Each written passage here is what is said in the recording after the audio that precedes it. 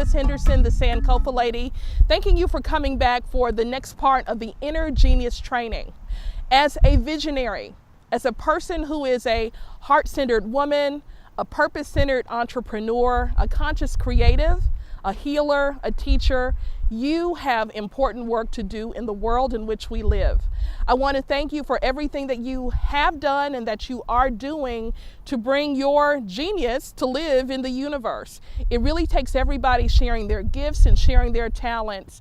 It comes together really as part of just this dynamic tapestry of making the world the beautiful place in which we live and creating a place that is more beautiful. But one of the things that I have learned in my journey of being about heart-based work, following my inspiration, is that there are some mindset myths, some limiting beliefs that stand in the way of doing the great work that we have to do. Now, I'm not talking about anybody. I'm speaking from my experience, and I'm also speaking from the experience of the people who I know and I love. One of the things that I have noticed in working closely with my elders is that there have been generations of people who historically have been doing conscious work as community activists and organizers and creative artists. However, they often have done that work with great personal sacrifice at a detriment to their own growth and prosperity financially. So one of the first mindset myths that come in the way of visionaries flourishing in your calling is this.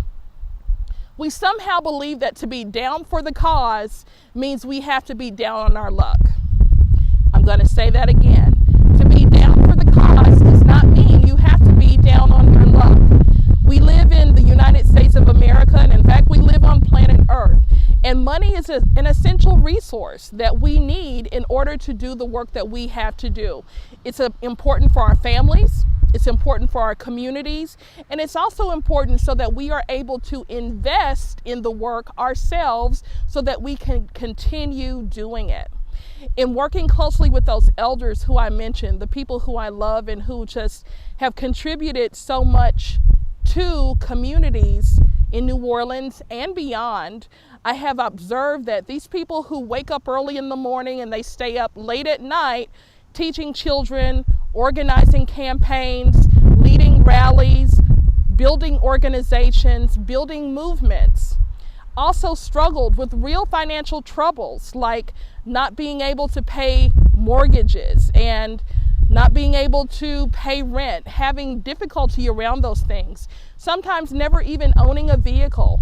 Well, I'm saying it's time for us as visionaries to upgrade our financial experience. It's not necessary that we believe that the struggle is something that we have to personally struggle with. The second mindset myth that comes in the way is this. As a person who is a visionary, many times the work that you are doing is locally focused. You are working with tens of people, hundreds of people in your local community. Yet we live in a time and space also where there are resources, there are technologies, there are strategies where you can broadcast your message and not just help the faithful few where you are truly making a difference, but you can begin to position yourself as a world changer. So let's expand the idea from being local movement leaders, but let's look at how we are truly in a position and have the opportunity to serve the world.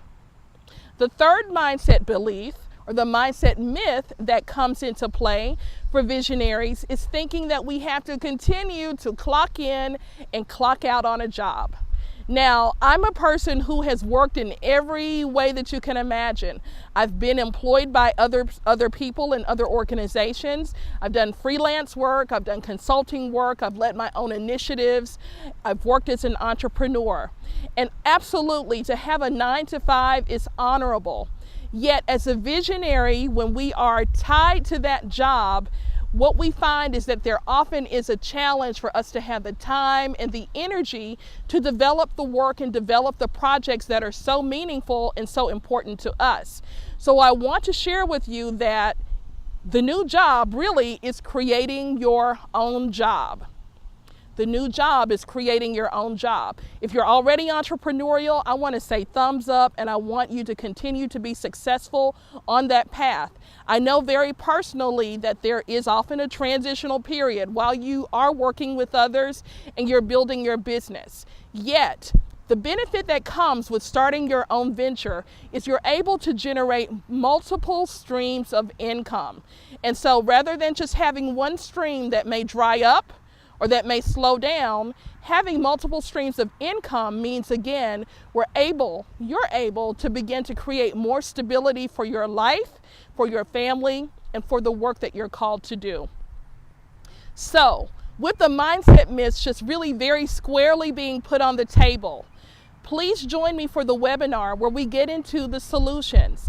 I have been deeply engrossed in several years of study, several years of mentorship, several years of putting into practice systems that bring forth solutions so that we can expand the work that we are doing as visionaries. My commitment as a teacher is teaching you what it is that I have to offer, because I want to see you flourish in your calling.